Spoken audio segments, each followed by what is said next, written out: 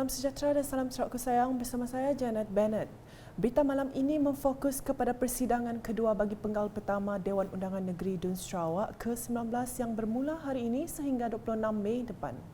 Istiadat pembukaan persidangan dimulakan dengan pemeriksaan pasukan kawalan kehormatan utama oleh Tuan Yang Terutama Yang di-Pertuan Negeri Sarawak, Tun Pehin Sri Abdul Taib Mahmud di dataran perbarisan Dun dan disusuli ucapan perasmian oleh beliau. Kawalan kehormatan utama dengan kekuatan anggota seramai 105 orang terdiri daripada 3 pegawai dan 102 lain-lain pangkat dari pasukan polis diraja Malaysia diketuai oleh DSP Muhammad Izzat Fahim Muhammad Sofi. Sementara itu, 3 rang undang-undang RUU kerajaan akan dibentangkan pada persidangan Dun Sarawak kali ini. Ketiga-tiga RUU kerajaan tersebut akan dibentangkan bagi bacaan pertama pada hari kedua persidangan iaitu pada Rabu. Pertama, RUU Kanun Tanah Pindaan 2022 bagi bacaan kedua dan ketiga akan dibentangkan Timbalan Menteri di Jabatan Premier Sarawak, Undang-Undang MA 63 dan Hubungan Negeri Persekutuan Datuk Sharifah Hasidah Said Ahmad Ghazali pada Rabu. Kedua pula, Timbalan Premier merangkap Menteri Sumber Asli dan Pembangunan Bandar Datuk Amar Awang Tengah Aliasan akan membentangkan RUU Hutan Pindaan 2022 bagi bacaan kedua dan ketiga pada Khamis. Manakala ketiga, RUU Pembekalan Tambahan 2022-2022 pula akan dibentangkan Timbalan Premier yang juga Menteri Kewangan dan Ekonomi Baru kedua Datuk Ahmad Douglas juga Embas pada hari keempat persidangan iaitu pada Jumaat. Sementara itu, dalam ucapan pembukaan persidangan kedua bagi penggal pertama Dewan Undangan Negeri Dun Sarawak ke-19 di Kuching pada Selasa, Tun Pehin Sri Abdul Taib menjelaskan Sarawak merupakan negeri pertama di Malaysia yang mempunyai e-dompet iaitu SP Global. Menurutnya, inisiatif tersebut dapat memudahkan penyaluran bantuan kewangan bantuan khas Sarawak Kusayang BKSS kepada rakyat Sarawak yang layak serta menyampaikan perkhidmatan kerajaan dan peniaga semasa pandemik COVID-19.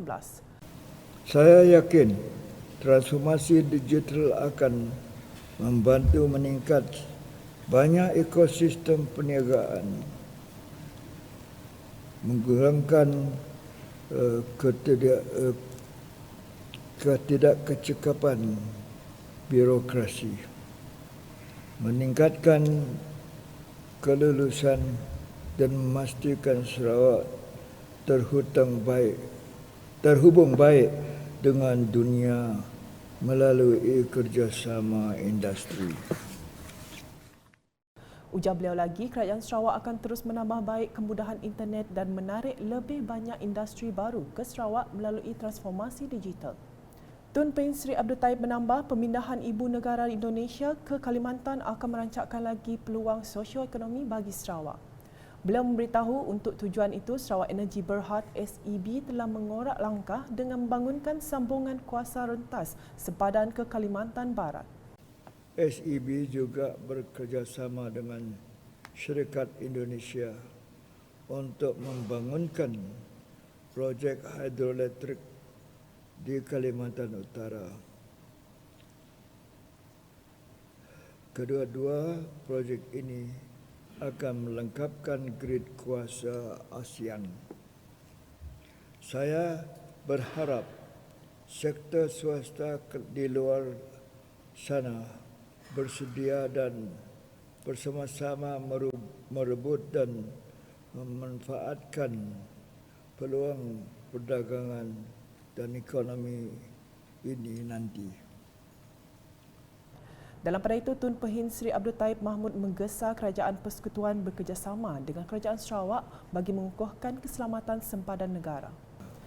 Oleh itu, saya menggesa Kerajaan Persekutuan untuk bekerjasama rapat dengan Kerajaan Sarawak bagi memperkukuhkan keselamatan sempadan kita.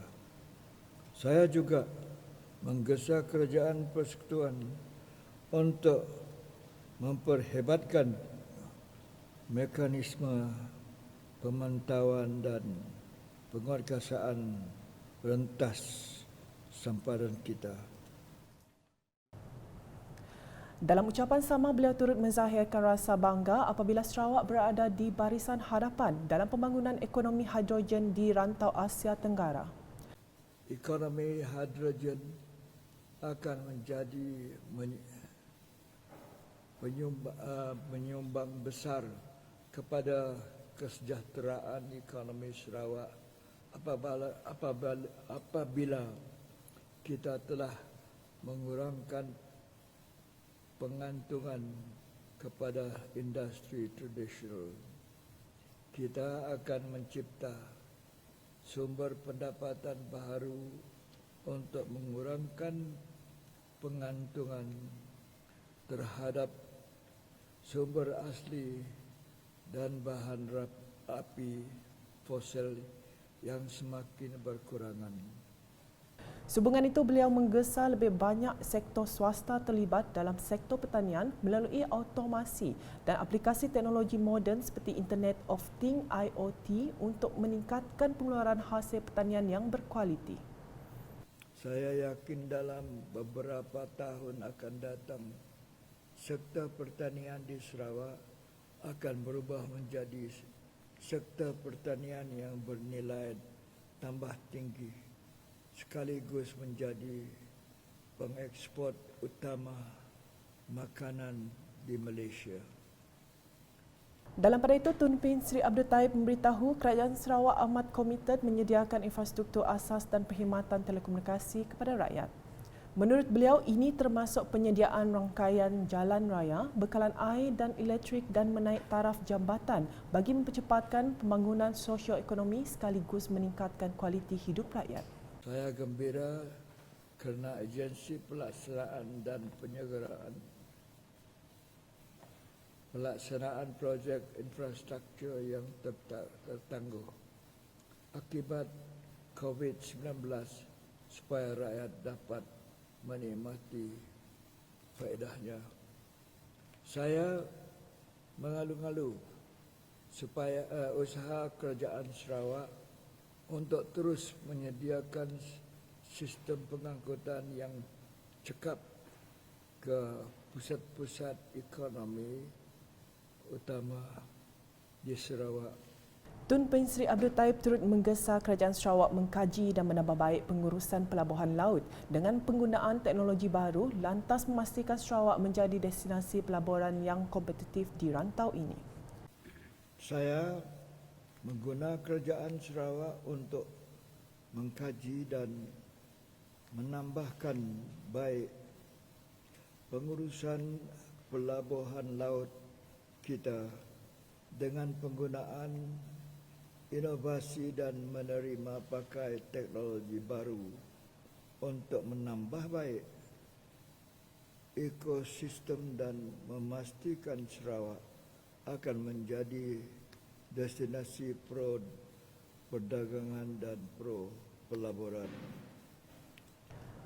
Sekian edisi malam bersama saya, Janet Bennett. Berita lebih lanjut boleh didapati di semua platform media sosial UKAS termasuk portal ukas.sarawak.gov.my dan UKAS Channel di YouTube. Sebelum mengakhiri buletin, kami imbas kembali keadaan sekitar istiadat pembukaan persidangan DUN ke-19 hari ini. Salam UKAS.